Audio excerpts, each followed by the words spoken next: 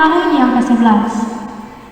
Terima kasih atas lagu-lagu pujian yang dibawakan tadi, dan juga kami berterima kasih kepada ketua jemaat yang sudah memberikan kesempatan kepada kami, anak-anak Pathfinder, untuk mengambil bagian pada sabat ini.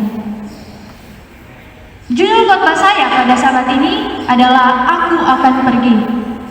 Bacaan Alkitab yang saya ambil terdapat di dalam 1 Samuel 17 ayatnya yang ke-32. Berkatalah Daud kepada Saul, janganlah seseorang menjadi tawar hati, karena dia, hambamu ini, akan pergi melawan orang Filistin itu. Dengan sedikit atau tanpa usaha, dan itu tidak ada di dalam rencana Tuhan. Rumusnya adalah Tuhan ditambah usaha, ditambah ketekunan sama dengan sukses. Yang ketiga, prajurit harus membawa Tuhan ke perkemahan. Daud berkata dalam 1 Samuel 17 ayatnya yang ke-26, siapakah orang Filistin yang tak bersunat ini, sampai ia berani mencemooh barisan daripada Allah yang hidup? Pada saat itu di perkemahan, tentara Israel memiliki 40 hari dan hari untuk berbicara tentang raksasa. Tetapi apa yang dilakukan Daud? Dia tidak berbicara tentang raksasa itu, tetapi dia mulai berbicara tentang Tuhan. Yang keempat, pejuang tidak takut jika Tuhan ada di pihak mereka.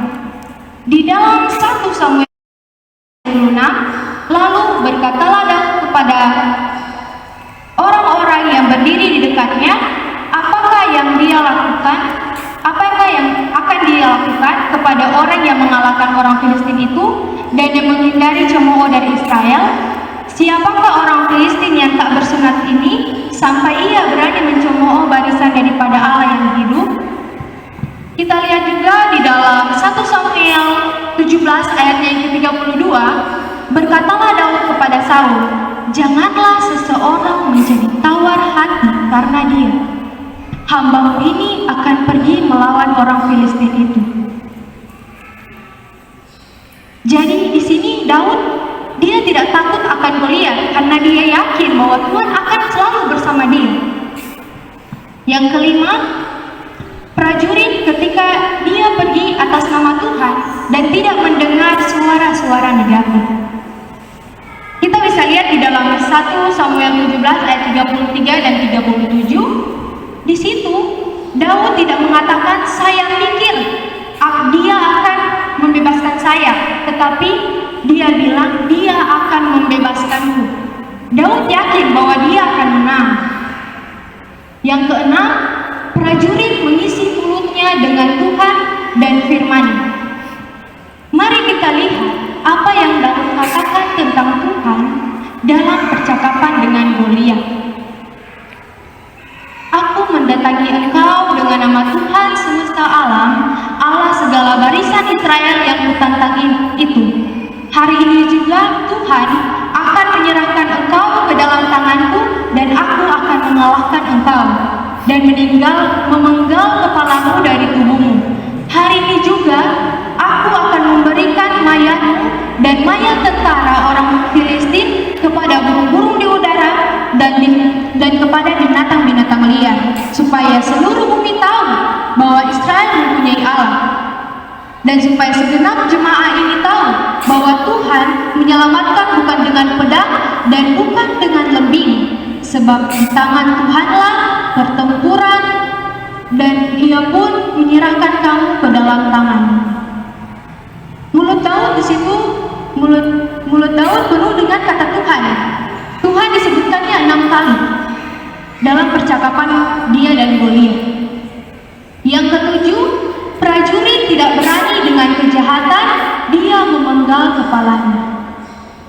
Dan dalam 1 Samuel 17 ayat yang ke-51, Daud berlari mendapatkan orang Filistin itu, lalu berdiri di sebelahnya, diambilnyalah pedangnya, dihunusnya dari sarungnya, lalu menghabisi dia. Dipancungnyalah kepalanya dengan pedang itu. Kesimpulan dari khotbah saya adalah Jika Anda bersedia menjawab panggilan tersebut dan berkata, "Aku akan pergi," apa yang harus Anda lakukan? Saya mempunyai 11 langkah. Yang pertama, jika Anda akan pergi, pastikan Anda sudah bertemu dengan Tuhan. Yang kedua, jika Anda akan pergi, tetap rendah hati dan taat pada firman-Nya. Yang ketiga, jika Anda akan pergi, pastikan untuk menaati perintah-perintah-Nya. Yang keempat, jika Anda akan pergi, Anda harus menaruh semua kepercayaan Anda kepada Tuhan. Yang kelima, jika Anda akan pergi, isi mulut Anda dengan janji-janji-Nya. Yang keenam, jika Anda akan pergi, serahkan pertarungan itu kepada Tuhan dan sembunyikan di belakangnya.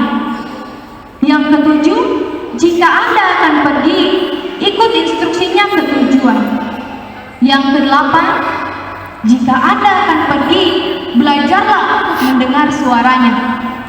Yang kesembilan, jika Anda akan pergi, putuskan hubungan dengan dosa dan kejahatan yang Anda lakukan.